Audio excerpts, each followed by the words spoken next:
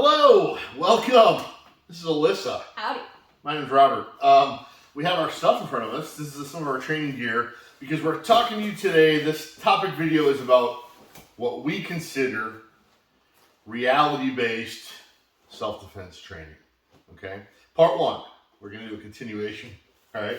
So Alyssa's done a bunch of this for many years now. She's been beating the crap out of me when I wear this fist gear suit. And show us the helmet. Oh, don't show us the helmet. No, just you don't get to see it. Throw it over there. Tell us just what we wanted to do was inform the public about what we consider reality-based training. So talk a little bit about what it's like when you're just going through the movements to when you have this equipment on. Yeah, so working with like the equipment and everything is super empowering. I mean, you start off with baby steps. You know, everything is very still and stagnant, and like we want to make sure that the fundamentals are there. And so amping it up a little bit with the suit is a little stressful for the first time. Obviously, it's this big bulky thing, but it really allows you to kind of put more strength and intention behind those moves in a way that you don't get when you're just learning the fundamentals. So it's a really great kind of step up. But that's not the only part that we do that's reality-based, really. Correct. Yeah, I think so all that you'll see videos and clips online that we put out there about us like doing like parking lot dangers or sexual assault prevention or even closets and stairwells and elevators. But I think what you're alluding to is the avoidance and some of the things that we deal with, like things not working, things. Plan B is foolproof sort of stuff. Is that what you're getting at? Yeah. Okay. Yeah, so... Go ahead. Okay. Yeah, I guess just like understanding that things aren't always going to be maybe perfect the first time. Maybe is that like kind of where you're going? Yeah. And a lot of people say we're reality-based because we don't do kata. So if you don't know what kata is like a term from traditional karate where there's like this formulaic step-by-step choreographed maneuvers.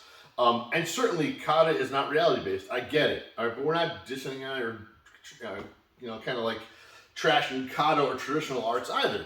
But what we're saying is the variables are numerous. The what-ifs, the possibilities are endless. So when we're doing reality-based self-defense, we keep it very simplistic on purpose, intentionally. It has to be stripped away and just stick to fundamental principles of how to problem solve through these maneuvers.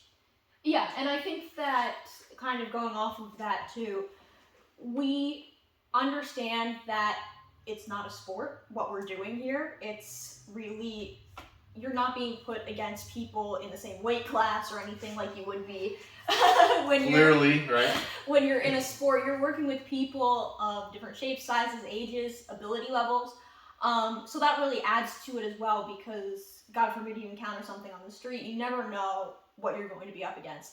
So that adds an element of reality to it as well. Yeah, absolutely. That's a good point. As you were saying that, I thought about the phrase "size doesn't matter," and even in videos that we've put out 10 years ago, 12 years ago, you'll even hear some of those. We don't say that anymore. It's just not any longer. It's just not proper thinking. Size absolutely matters. Are you crazy? Like, look at the weight and size difference between the two of us, right?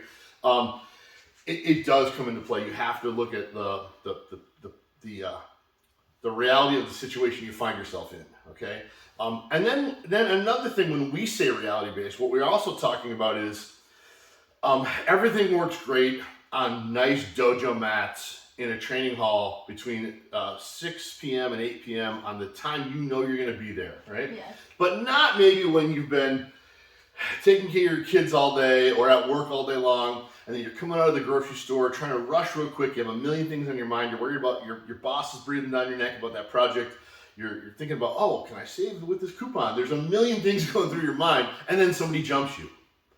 So we're taking into account the everyday lives of people in everyday life and how they're sort of going to react to, respond to that ambush, that unknown attack, or with very few early context cues, somebody all of a sudden is grabbing you, okay?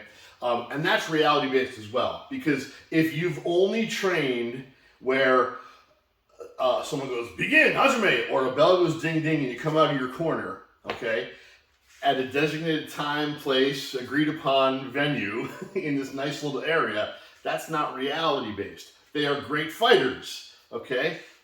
Most MMA fighters are going to kick our butts, okay? In a squared up fair fight, sure, okay, in a sport fight.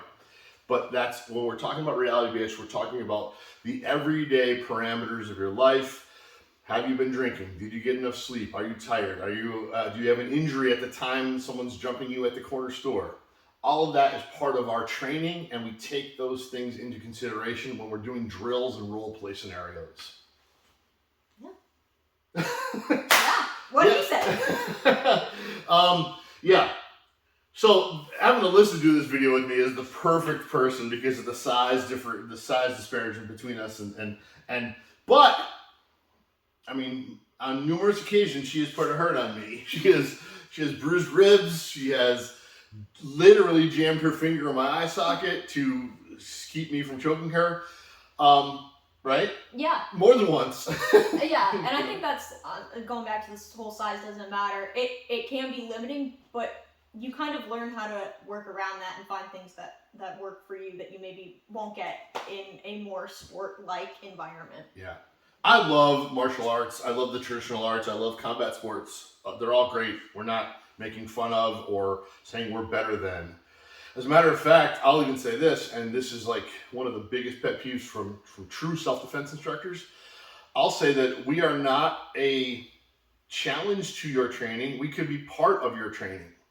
Look at these cases where cage fighters, MMA fighters have a home invasion and they end up getting beat up by some street criminal with zero training.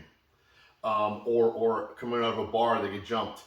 And because it's not a designated time and place with their corner shouting out instructions and like a bell going ding ding and you get to take a drink of water and get some Vaseline on your face, all that stuff, like when the situation is unknown, abrupt, and out of the blue, reality, even trained fighters are sometimes at a deficit or fighting out of a frozen glitch moment, okay? So that's all part of what we're saying when we say we are reality-based.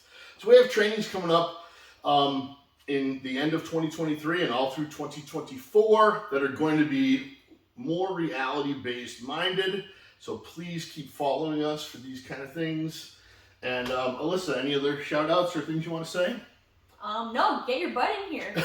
Yeah, and follow Tsunami Women on Instagram and Tsunami Self-Defense on Instagram. Keep following us on YouTube. Share this video and keep training. See you soon. Bye.